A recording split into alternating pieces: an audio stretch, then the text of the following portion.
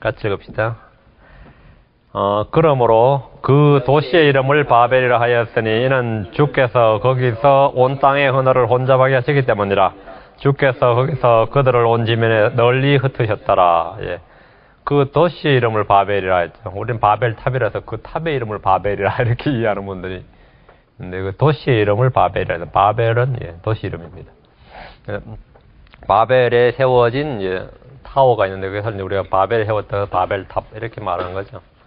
기도합시다. 위대하시고 거룩한 주 하나님 아버지, 함께 하셔서 감사합니다. 우리 모든 성도들이 이 아침에 주의 말씀을 경청하고 또 마음의 말씀을 받아들이고 또 믿음으로 그 말씀을 결합하게 하시고 또 주의 은혜가 또 주의 말씀이 풍성하게 저희 마음속에 거하게 해주시고 또 강력하게 활동하게 하시고 주의 성령을 통해서 저희가 또 강건하게 세움을 입고 또 자라나도록 도우시길 간구합니다. 하나님께서 은혜 위에 은혜를 더해 주시옵소서. 저희 마음이 또 저희 모든 존재가 지금 주의 발 앞에, 주 앞에 엎드려 싸우니 주님께서 도우시고 긍휼을 베풀어 주십시오. 감사드리며 주의 성기도합니다. 아멘.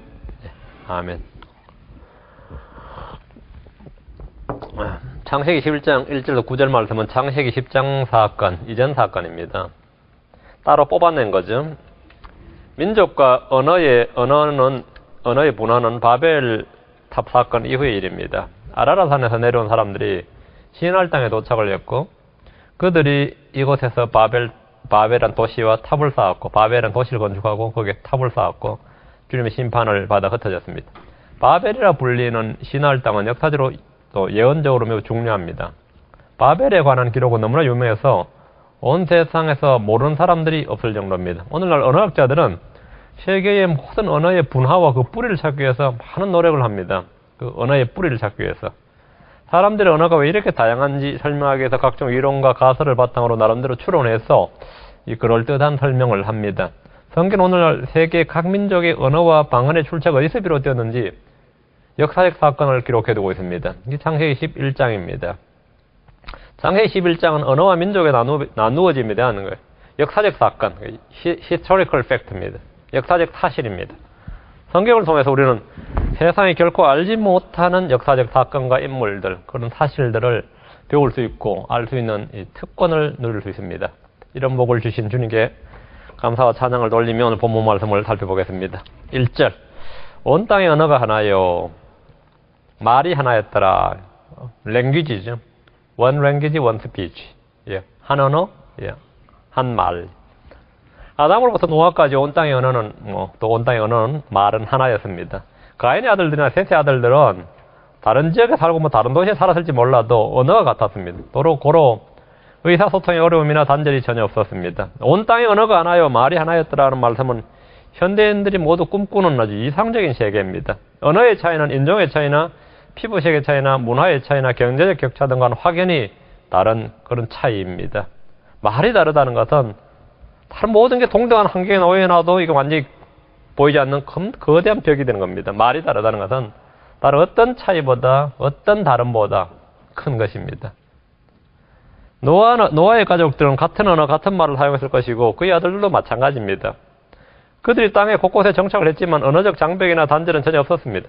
말이 하나면 여행이나 무역이나 교육이나 문화 등 모든 것이 자유롭고 공유될 수 있습니다. 말이 하나였더라. 2절, 그들이 동쪽에서부터 이동하다가 시날 땅에서 아라라산에서 보면 이제 남동쪽이 되겠죠. 그들이 동쪽에서부터 이동하다가 시날 땅에 있는 평야를 만나 거기가 아니라 그들은 주로 함의 아들들을 일컫습니다. 이들은 동쪽에서부터 이동하다가 시날 땅에 있는 평야를 만나 거기서 정착했습니다. 시날이라는 것이 바빌론 평원입니다. 시날 땅은 다니엘서에서 느부갓네살 왕이 금신상을 씌운 곳이며 모든 민족과 언어들이 모여 음악 소리에 맞춰서 경배하던 곳, 그게 시날 땅이죠. 시날 땅에 있는 평야는 누구라도 정착하고 싶은 좋은 땅입니다. 유프라테스 강과 티그리스 강을 양쪽에 끼고 있어요. 그 사이에 시날 땅이죠. 그 땅은 흑토 지역으로 농사를 짓고 살기엔 매우 좋은 곳입니다. 창세기 10장 10절에서 이곳에서 왕국의 시작이 있었다. 이곳에서 왕국의 시작이 있었다.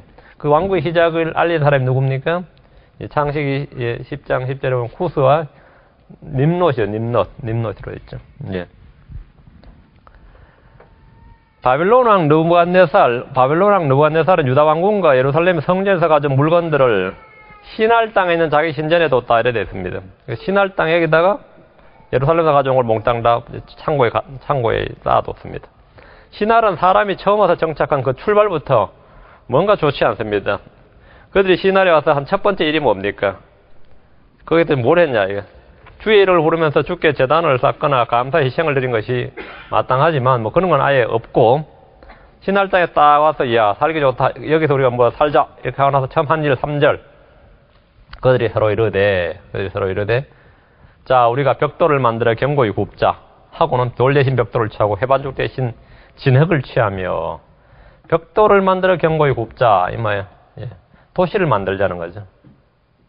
시날 땅에 정착한 사람들은 자 우리가 벽돌을 만들어 견고히 굽자 했습니다. 구스와 니므롯은 시날 땅에서 왕국을 시작했고 도시 건축을 시작했습니다. 시날의 평원을 중심으로 도시 건축의 핵심은 누구나 다 볼 수 있는 거대한 탑을 쌓는 겁니다. 그 도시를 왕도를 하나 만들고 그다음에 거기다가 이제 상징물로 중앙에 탑을 딱 쌓는 거죠. 그들은 서로 우리가 벽돌을 견고하게 굽자 했습니다. 건축의 재료는 사람들이 직접 만든 벽돌이었습니다. 돌 대신 벽돌을 취하고 해반죽 대신 진흙을 취하고란 말은 이 건축 기법의 변화를 보여주는 것뿐 아니라 이 영적인 의미가 있습니다. 이스라엘이 이집트에서 노예 생활을 할 때 그들이 한 일이 뭡니까? 벽돌을 만드는 일이었습니다. 벽돌을 만드는 일이었어요. 왜? 파라오는 이집트의 국고성을 비롯해서 각종 건축물에 필요한 도시를 건축하는데 이스라엘 사람들 다 동원해서 벽돌을 굽겠죠. 벽돌을 굽는 일은 이스라엘 사람들이 부과했는데 그 양이 엄청났던지라 그들은 늘 고통 가운데 있었습니다. 돌은 자연산으로 그냥 주우면 되는 거죠. 깨워오든 주우면 돌은 자연산으로 주님이 주신 것입니다. 벽돌은 사람이 흙으로 구워 만드는 겁니다. 해반죽은 돌을 쌓는 데 필요합니다. 진흙은 벽돌을 굽는 데 필요한 겁니다. 주님은 제단을 만들 때 사람이 만든 벽돌을 사용하지 못하는 것은 물론이고 자연산 돌을 사용하고 그 돌도 그냥 가져와서 써야지 정이나 끌이나 뭐 하여튼 망치나 쇠로 연장을 대지 못하게 하셨습니다. 사람의 땀이나 정성이나 노력이 좋아 보이지만 하나님이 받으시는 것이 아닙니다. 육신의 행위나 종교의 행위는 주님께 다 가정한 것입니다. 이왕 돌을 갖고 와도 좀 정성을 들여서 잘 다듬어서 잘 닦고 하고 이렇게 하면 좋을 것 같은데 주님은 철저하게 그런 것을 못하게 하셨어요. 출애굽기 20장 25절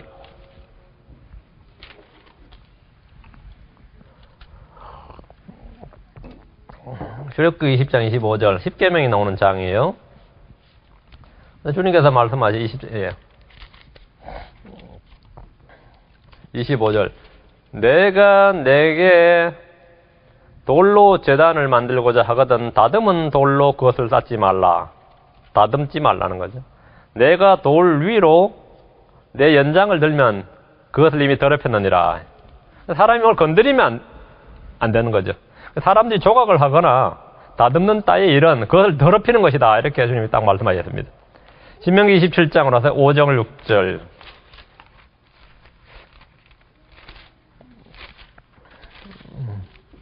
신명기 27장 5절 6절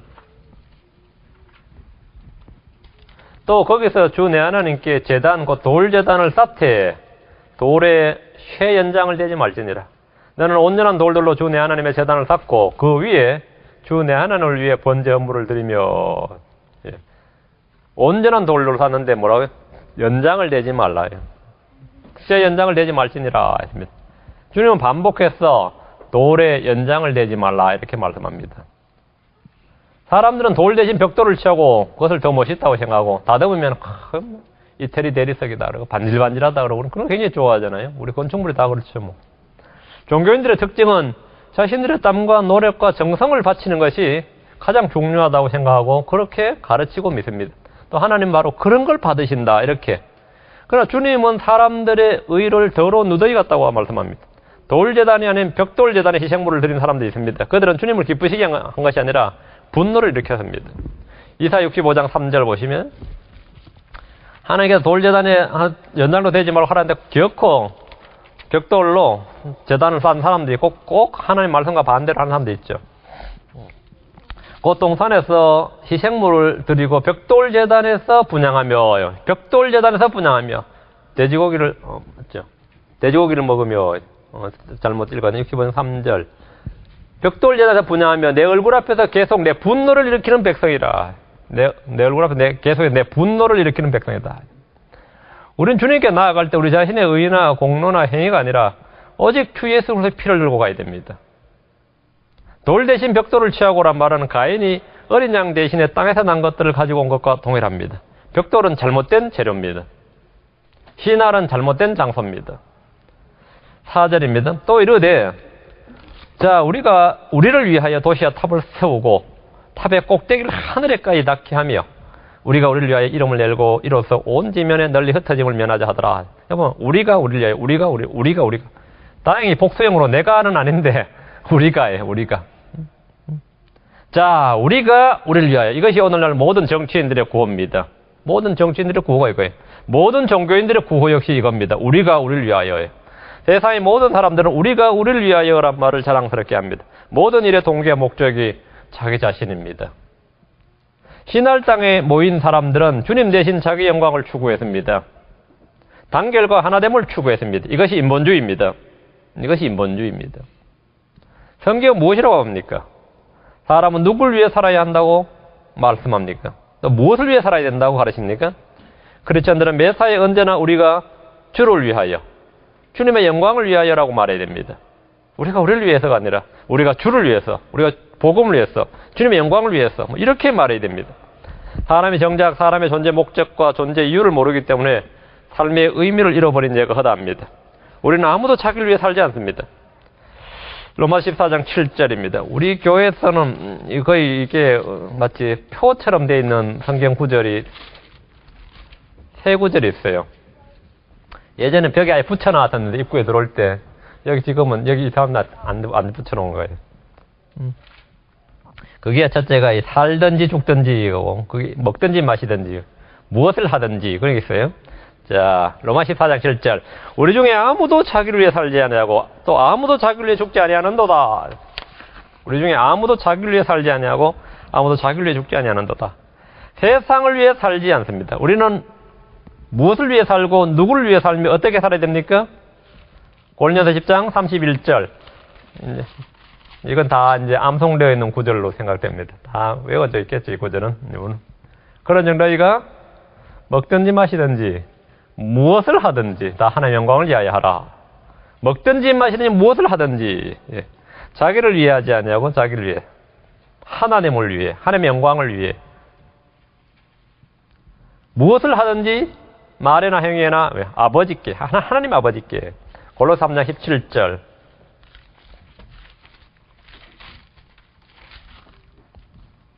골로새 3장 17절 또 무엇을 하든지 말에나 행위에나 다 주 예수님의 이름으로 하며 그분을 힘입어 하나님 곧 아버지께 감사를 드리라. 무엇을 하든지 말에나 행위에나 뭘 하든지 먹든지 마시든지 뭘 하든지 말에나 행위에나 뭘 하든지.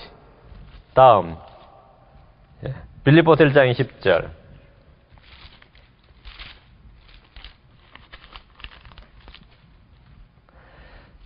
나의 간절한 기대와 소망에 따라 내가 아무 일에든지 부끄러워하지 아니하고 항상 그러하였듯이 지금도 온전히 담대하여 살든지 죽든지 내 몸에서 그리스도를 높이고자 하나니 살든지 죽든지 내 몸에서 그리스도를 높이고자 하나니.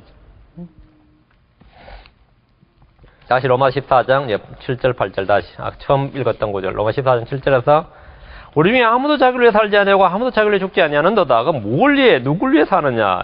방금 말한 대로 하나님의 영광을 위해서 우리 주님의 몸이 내 안에서 높임을 받게 하기 위해서. 그럼 14장 8절 14장 8절 우리가 살아도 주를 위해 살고 죽어도 주를 위해 죽나니 그러므로 살든지 죽든지 우리가 주의 것이로다. 살아도 주를 위해 죽어도 주를 위해 살든지 죽든지. 자, 세 가지예요. 세 가지입니다. 우리는 아무도 자기를 위해 살지 아니하고 자기를 위해 죽지 않는다. 먹든지 마시든지 뭘 하든지 말이나 행위나 무엇을 하든지 살든지 죽든지 우리가 내 몸 안에서. 이것이 크리스천들의 삶의 의미고 목적입니다. 이게 크리스천 삶의 의미 목적이에요. 바벨에서는 아무도 이런 사람이 없었습니다. 자, 모두가 합심해서 하는 말이 우리가 우리를 위하여. 이래. 자, 우리가 우리를 위하여 도시와 탑을 세우고, 도시와 탑을 세우고 두 가지입니다. 도시를 세우고 탑을 세우고요. 노아의 후손들은 노아가 살아있던 당대에 이미 하나님을 잊어버렸습니다. 그들은 주의 이름을 부르고 단을 쌓는 대신에 벽돌을 고 도시를 건축하고 탑을 쌓는 일을 시작했습니다. 도시는 상업의 상징이고 탑은 언제나 종교 행위를 나타냅니다. 어느 종교, 어느 민족, 어느 국가, 어느 나라나 탑은 언제나 종교적 목적과 숭배를 위한 것입니다. 그들은 이미 하나님이 아닌 다른 숭배의 대상을 만들어낸 것입니다. 도시를 맨 처음 만든 사람이 누굽니까? 가인입니다. 다음이 님롯입니다. 사람들이 도시를 만들어 벌떼처럼 군집 생활하는 것은 결코 하나님 뜻이 아닙니다. 그것은 하나님 뜻이 아니에요. 이 넓은 땅을 놔두고 자기들끼리 모여서 사는데 완전히 이 요즘 아파트 문화라 그러죠. 이런 것은 결코 이런 주거 형태 자체가 하나님 뜻이 아니에요. 뚝뚝 떨어져 사는 게 하나님 뜻인데 저도 아파트에 사니까 이거 하면서 별로 좋지 않더라고요. 이사야 5장 8절입니다. 이사야 5장 8절. 끌어모여 살죠. 진짜 도시 생활이라는 것이 주거 형태가 거의 뭐 군집 생활이죠, 뭐. 이사야 5장 8절에 보면 오늘날 주거 생활에 대해서 주거 형태, 거주 형태에 대해서 아주 잘 나오죠. 가옥에 가옥을 이으며, 가옥에 가옥을 이으며, 전토에 전토를 더하여, 마침내 빈 곳이 없게 하고, 이게 아파트죠. 뭐. 이게 콘도고, 이게 뭐예요? 오늘날 도시의 집들이 다 이렇죠. 빈 곳이 없게 하고, 땅의 한가운데서 홀로 거주하려 하는 자들에게 화가 있을지어다 했죠. 온 땅에 널리 흩어져 사는 대신에 땅의 한가운데서 도시를 딱 건축해서 벌집처럼 모여 살려는 사람들에게 주님은 화가 있을지어다 이렇게 하셨습니다. 도시는 사람들이 모여 살기 때문에 널리 흩어져 사는 것을 막아줍니다. 탑은 도시 사람들의 중심지 역할을 딱 합니다. 그러니까 중앙에 광장을 하나 만들고 거기에 탑을 쫙 세워놓는 거죠. 그럼 도시에 누구나 이제 그 도시 이제 랜드마크가 돼가지고요. 어디서나 딱 볼 수 있고 이렇게. 요즘은 탑 대신에 이제 높은 고층 하이 라이징 빌딩을 세우는 거죠.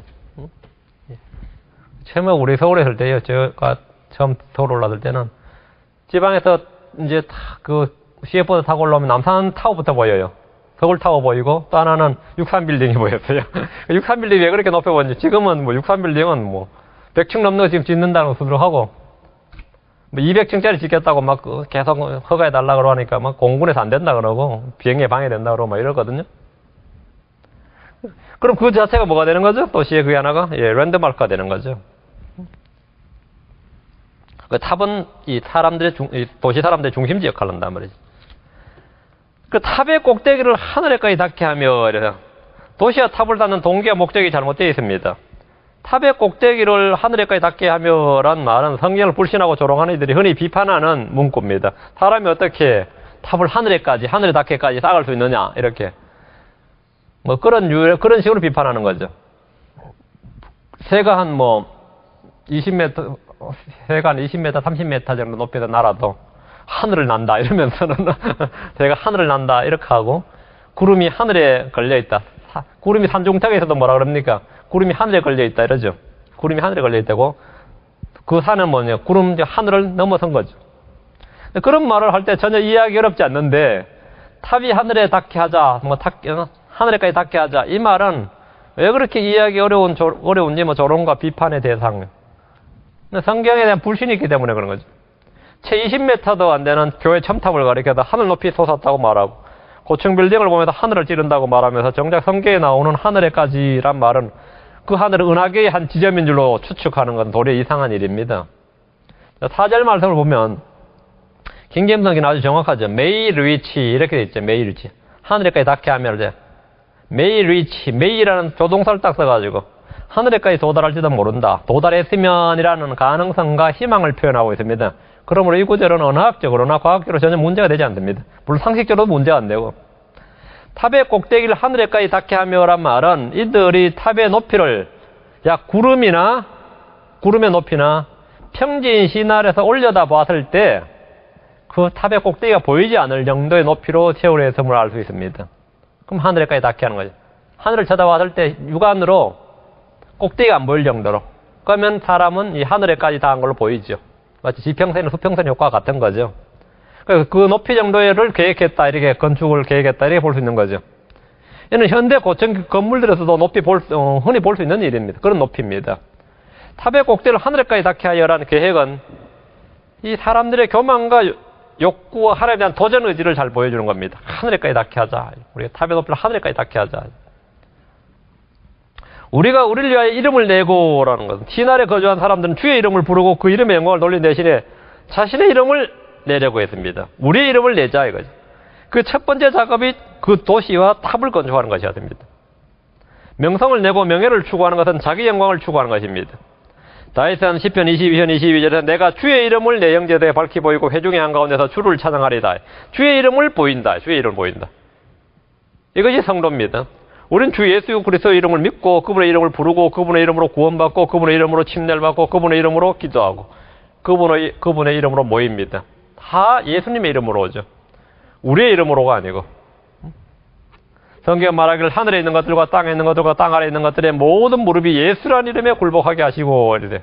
우리는 무슨 일이든지 말이나 행위나 주 예수님의 이름으로 해야 되고 그분께 영광을 돌려야 됩니다. 그래 이와 같은 반대로 우리를 위하여 이름을 내고 하면 이것도 목적이 완전히 잘못된 거죠. 이로써 온 지면에 널리 흩어짐을 면하자. 이것은 반역입니다.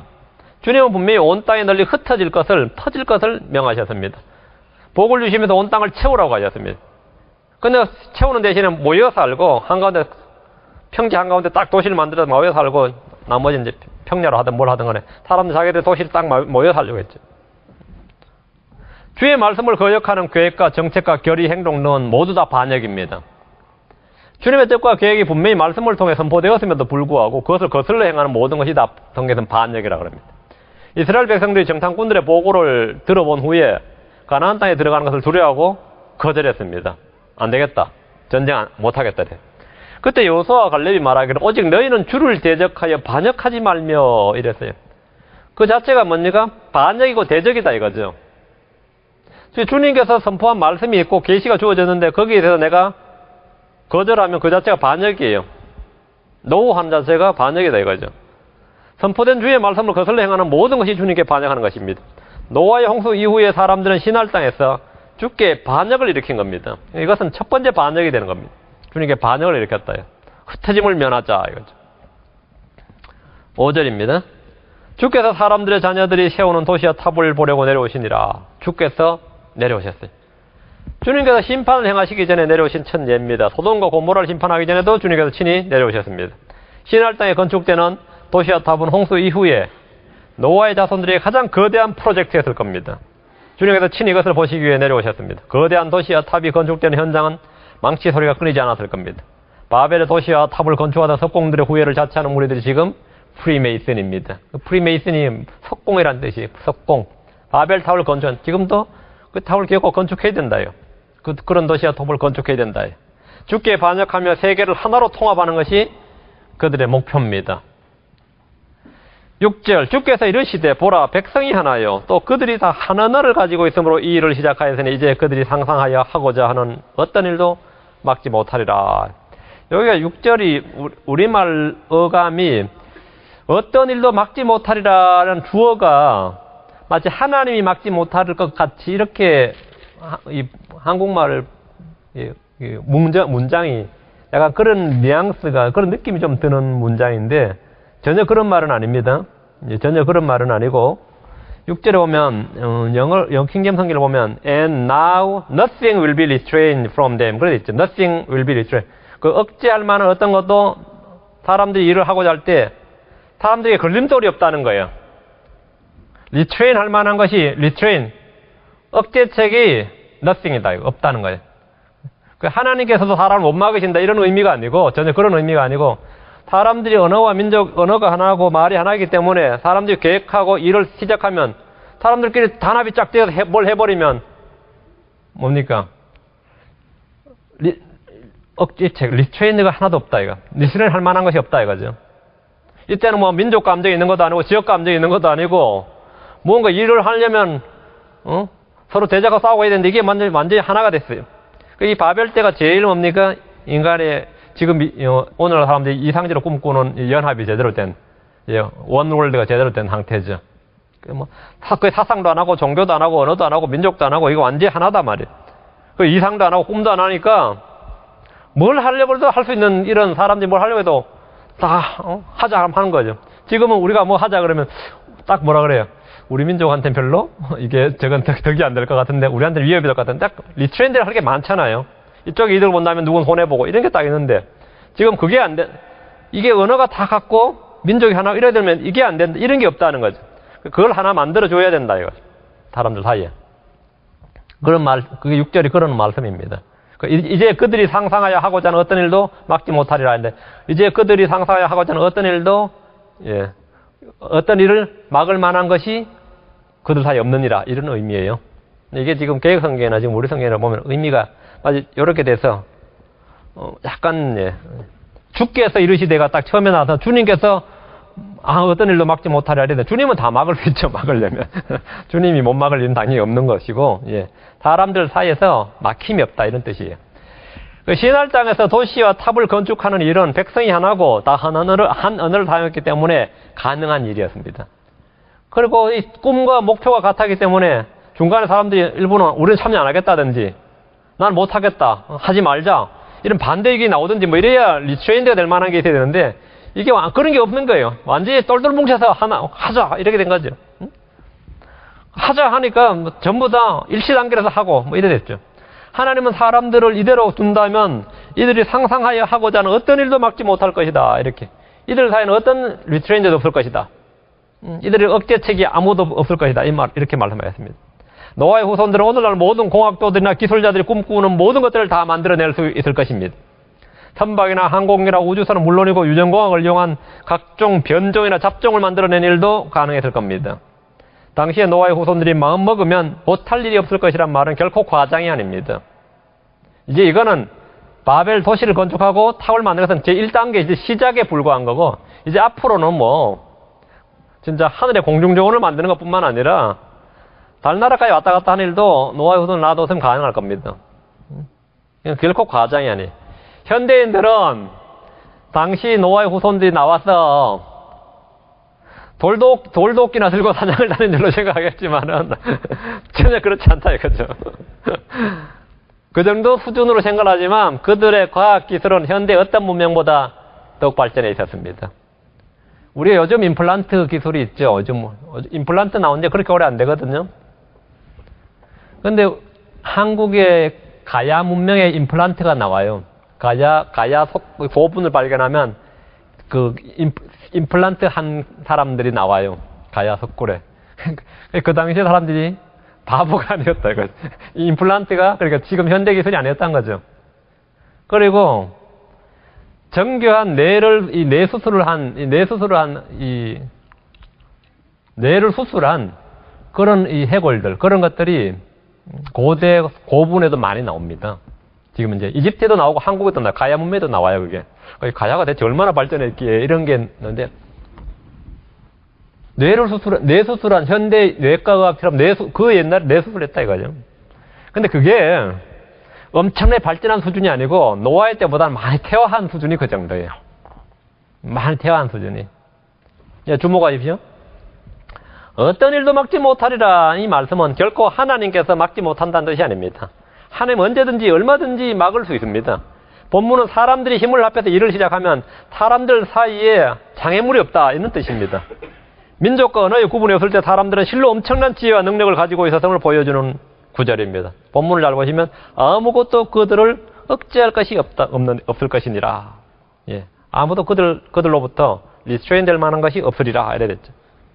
하나님께 딱 와서 내려다 보니까 언어 장벽이 없다는 것이 얼마나 놀라운 것인지 알겠죠.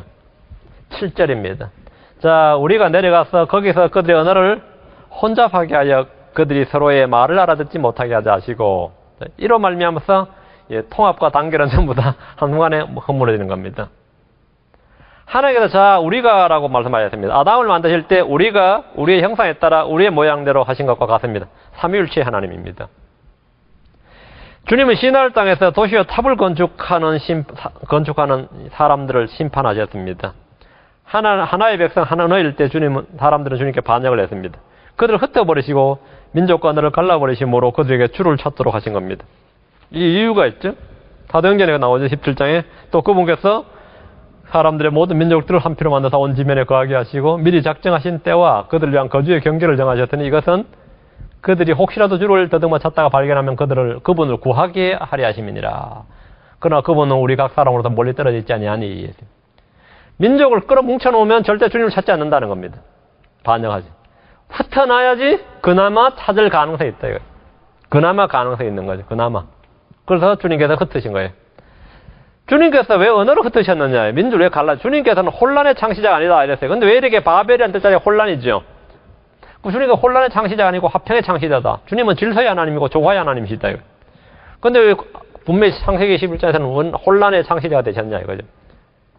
이건 주님께서 그들의 언어를 혼잡하게 하신 것은 그들이 더 이상 뭉쳐서 주님께 반역함으로 죄를 짓지 못하게 하심이고 온 땅에 흩어져 충만하라는 주님의 명령에 순종하게 하시기 위함입니다. 그들이 혹시라도 더듬어서 주님을 찾게 하기 위한 것입니다. 주님께서 그들을 그렇게 하지 않으면 이들은 반역해서 영원히 구원할 길이 없게 되기 때문에 더 큰 악을 방지하기 위해서 주님께서 그들의 언어를 흩으신 거예요. 흩어짐을 면하지 않는 것은 주님의 명령을 어기고 반역하는 것이었습니다. 주님은 예루살렘 교회 성도들이 모여만 있고 세상으로 나가지 않을 때 박해를 보내서 그들을 온 세상에 흩으셨습니다. 사람들은 하나로 연합하고 단결해서 무엇인가를 건설하겠다고 하지만 그들의 구상은 악하며 연합해서 하나님을 찾는 것이 아니라 하나님을 대적하고 반역하기 때문에 언어의 혼란을 통해서 그들을 흩으신 겁니다. 하나님은 더 큰 혼란을 방지하기 위해서 혼란을 허락하셨습니다. 하나님은 언어의 혼란을 통해 사람들 흩으셨지만 장차 순수한 언어를 돌려주실 것입니다. 우리 스바냐 3장 9절에 나오죠. Pure language를 돌려주겠다. 이때 순수한 언어를 주신 이유가 뭡니까? 한 마음으로 주를 부르게 하기 위해서입니다. 모두가 이제 한 마음으로 주를 부를 때 되면 언어의 혼란은 필요가 없어지는 거죠. 한 마음으로 주를 찾고 부르게 하기 위해서입니다. 8절입니다. 이처럼 주께서 거기서 그들을 온 지면에 널리 흩으셨으므로 그들이 그 도시 세우기를 그쳤더라. 자, 보십시오. 탑을 건축하는 것을 그친 것이 아니라 도시 세우기를 그쳤다. 이래 돼 있어요. 신날에 건축 중이던 신축 도시는 중단되었습니다. 주님께서 이스라엘을 하나로 모으시지만 백성들은 나머지 민족들은 말이에요. 흩어버리시는 분입니다. 사람들이 아무리 국제연합이니 유럽연합이니 아랍연맹이니 아시안 동맹을 구축해도 주님께서 그들을 흩어버리십니다. 이사야 8장 9절 10절입니다. 이사야 8장 9절 10절.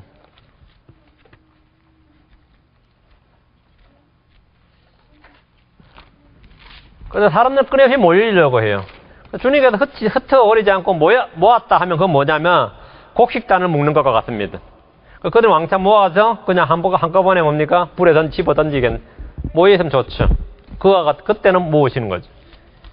이사야 8장 9절 10절. 오 백성들아 people이죠. 민족들이죠. 너희가 서로 연합할지라도 산산조각이 나리라.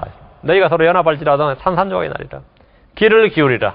먼 나라들에서 온 모든 자들아 너희가 허리를 동에 멜지라도 산산조각이 나리라. 너희가 허리를 동에 멜지라도 산산조각이 나리라. 서로 뭉치고 매고 끈으로 묶고 별짓을 다 해도 주님 뭐라고요? 흩어버리시고 산산조각을 내버리신다 이거죠. 사람들은 자신들이 전능한 것처럼 생각하고 행동하지만 주님은 그들에게 제한을 두심으로써 그들의 무능과 무지를 깨우쳐 주십니다. 사람들이 하지 않으려 할 때 주님이 친히 그 일을 집행하십니다. 9절입니다. 그러므로 그 도시의 이름을 바벨이라 하였으니 이는 주께서 거기서 온 땅의 언어를 혼잡하게 하셨기 때문이라. 주께서 거기서 그들을 온 지면에 널리 흩으셨더라.